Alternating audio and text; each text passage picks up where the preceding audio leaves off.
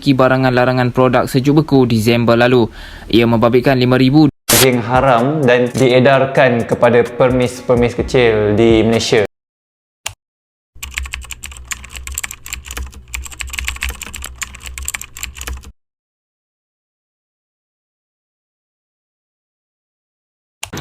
Assalamualaikum warahmatullahi wabarakatuh. Saya Nur Syairah binti Abdul Kahar, nombor matrik DPH 2021260089 akan menceritakan pengenalan kepada tajuk budaya memakan makanan import dari luar negara yang tidak diyakini status halalnya.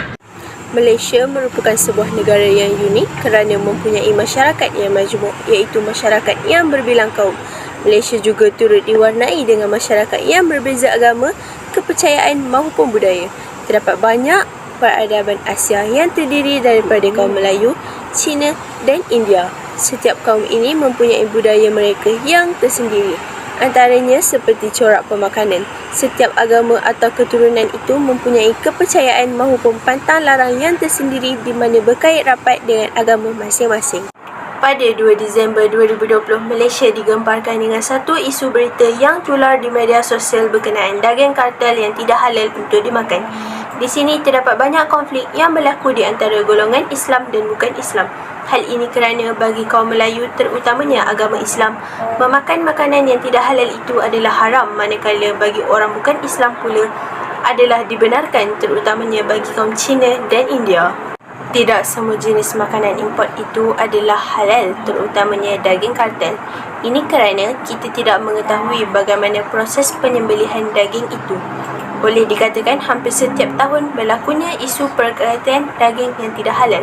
Malah ianya memberi impak yang negatif kepada pengguna serta negara. Antara isu-isu yang terlibat ialah dengan mencampurkan daging halal serta daging khinzir. Hal ini menyebabkan para pengguna amatlah bimbang tentang pemakanan mereka, di mana antara mereka yang gemar untuk memakan makanan import yang meragui status halalnya. Assalamualaikum dan salam sejahtera. Saya Nur Ain binti Muhammad Zaini, nombor matrik DPH 2021259990 ingin menerangkan latar belakang daging kartel dan punca isu daging kartel. Daging kartel ialah daging yang dibawa masuk daripada 4 buah negara, iaitu China, Ukraine, Brazil dan Argentina. Bagi mengampuri mata pihak berkuasa tempatan, syarikat pemekan dalam masa yang sama turut mengimport daging daripada sumber yang sah. Daging kartel tersebut akan dimasukkan ke dalam kotak sebelum ditampal logo halal palsu. Selain itu, terdapat rekod resip penerimaan kemasukan daging babi juga ditemui. Kebiasaannya, taktik jahat yang digunakan kartel daging import adalah dengan mengimport sama daging daripada sumber yang sah dan juga meletakkan daging-daging berstatus halal secara bercampur dengan daging tidak mempunyai sijil halal yang sah. Perkara ini menyebabkan status halal daging tersebut diragui dan memerlukan penelitian semula. Hal ini menjadi tumpuan utama apabila melibatkan aspek status halal produk daging tersebut.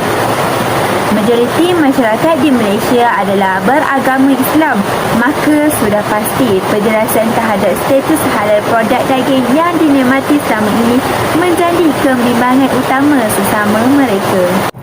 Kita beralih kepada punca isu daging kartel. Pertama, punca isu fundamental mendorong kepada import daging yang aktif.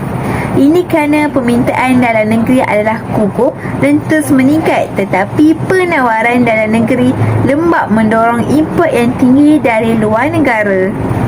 Peniaga dan perantara melihat ini peluang pasaran, mengimport dan menjual dalam negara satu bisnes yang lumayan. Yang kedua, faktor sekutus industri daging negara menyebabkan import yang berterusan. Kos pengeluaran dalam negeri tinggi walaupun daging yang dikeluarkan adalah segar, halal dan berkualiti tinggi. Iaitu Malaysia gagal membina daya saing sektor ini lantas aliran masuk daging murah dari luar negara. Negara yang dikenal pasti sebagai pembekal sah adalah veteran yang sangat efisien seperti Australia, New Zealand dan lain-lain. Yang ketiga, kegiatan arbitrar adalah normal apabila terdapat jurang harga antara lokasi. Apabila wujud jurang harga yang menggalakkan kegiatan arbitrar iaitu aliran daripada kawasan murah seperti kawasan yang berharga tinggi, formal dan informal. Sebagai contoh, terdapat 124 jetil haram di Kelantan yang melakukan penyeludupan kelab komoditi seperti beras, lembu, pinggan mangkuk, tilam dan sebagainya. Ini berlaku kerana haram komoditi di Thailand adalah lebih murah dari Malaysia. Kegiatan ini telah wujud berdekad-dekad. Analogi yang sama dalam kes kemasukan daging ke Malaysia. Terdapat beberapa mengenai pandangan ulama tentang budaya memakan makanan import dari luar negara yang tidak diyakini status halalnya daging kartel. Ibnu Katsir dan Al-Maraghī mentafsir ayat 168 surah Al-Baqarah dengan menyatakan tentang keperluan mencari makanan yang halal dan suci di samping tidak mengharamkan apa yang telah Allah halalkan untuk sekalian manusia. Selain itu, pejabat mufti wilayah persekutuan mendapat beberapa soalan mengenai isu ini, di mana sama ada pengguna boleh terus makan daging tersebut sekiranya telah terbeli dan meyakini bahawa daging tersebut halal walaupun isu ini sedang tular. Seterusnya, menurut Menteri di Jabatan Perdana Menteri iaitu Datuk Seri Dr. Zulkifli bin Bakri berkata, pihak kerajaan dengan kerjasama pihak pengurusan halal dan kementerian serta JAKIM perlu mengeluarkan senarai pengimport makanan daging yang berlesen yang akan disiarkan di akhbar. Maka rakyat Malaysia seharusnya memberi sepenuhnya kepercayaan kepada pihak berwajib bagi menangani isu ini dalam menjalankan tugas dengan penuh dedikasi. Seterusnya, menurut Abu Ja'far dalam tafsirnya, makanan halal adalah haiwan yang disembelih dan bukan makanan yang jijik daripadanya. Ulama Syafi'iyah seperti Imam Nawawi ada menyatakan bahawa hukum asal bagi daging haiwan sembelihan adalah haram, melainkan dipastikan terlebih dahulu ke semua haiwan tersebut telah menepati syarat sah sembelih yang telah ditetapkan oleh syariat. Akhir sekali, ulama Imam Al-Suyuti telah menyebut pada dasarnya sesuatu hukum itu kekal mengikut hukum asalnya. Saya, Nur Syarina binti Muhammad Aludin, nombor matrik saya DPH 202259226.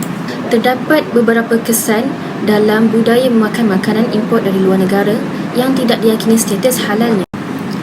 Apabila penjualan daging kartel ini masih diteruskan, ia akan memberi impak negatif kepada negara, iaitu akan adanya gejala keruntuhan akhlak kepada generasi yang akan datang.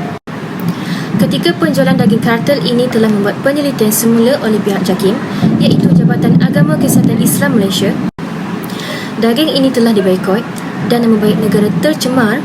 Hal ini kerana masyarakat Islam di Malaysia amat menitikberatkan tentang persoalan halal dan haram dalam sesuatu perkara.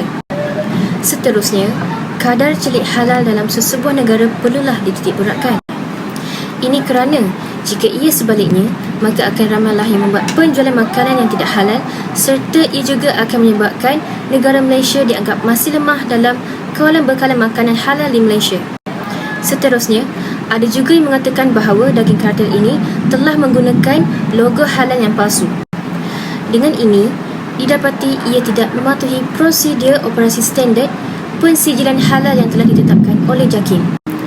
Apabila terdapat banyak produk makanan yang masih menggunakan logo halal yang palsu ini, ia akan menyebabkan seluruh negara Malaysia berasa tidak yakin serta sukar untuk percaya dengan produk makanan di negara sendiri.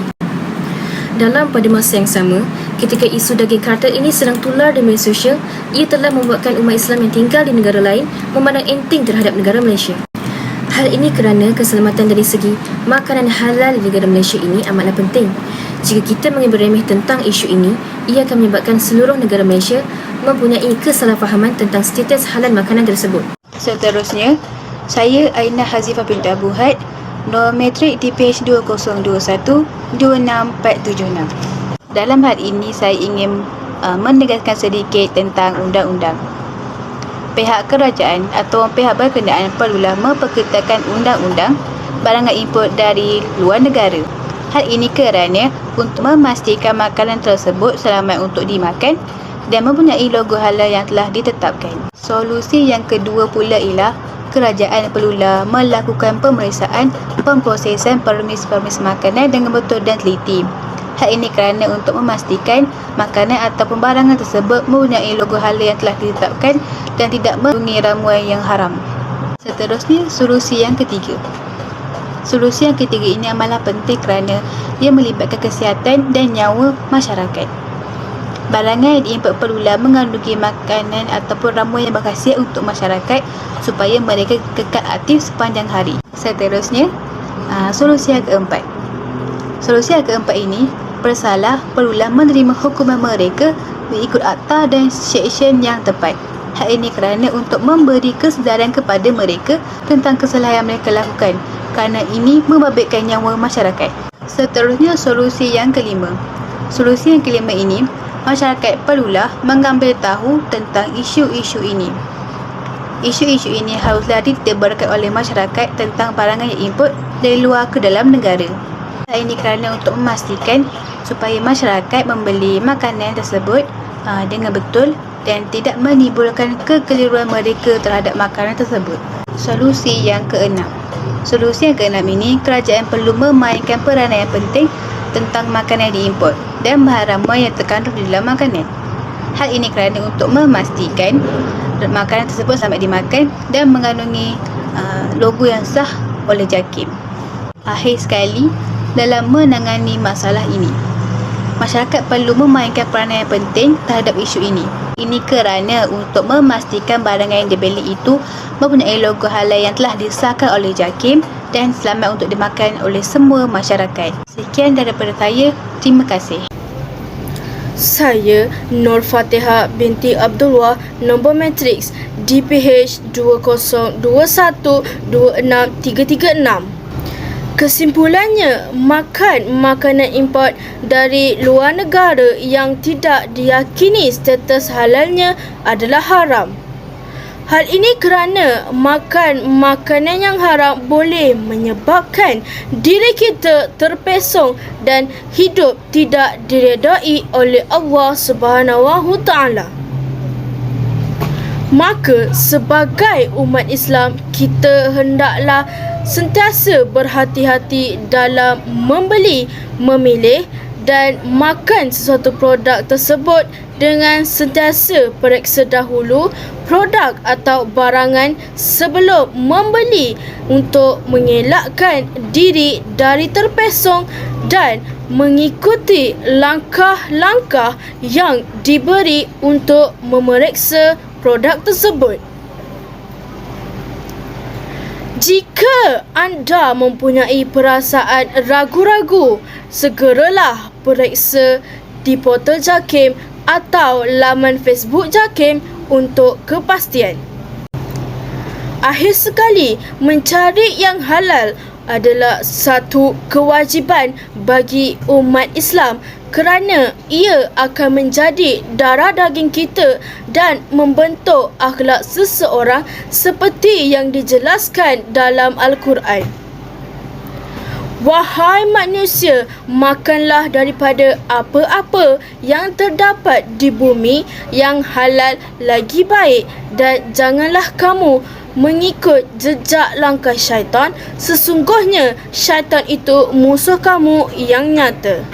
Sekian, terima kasih.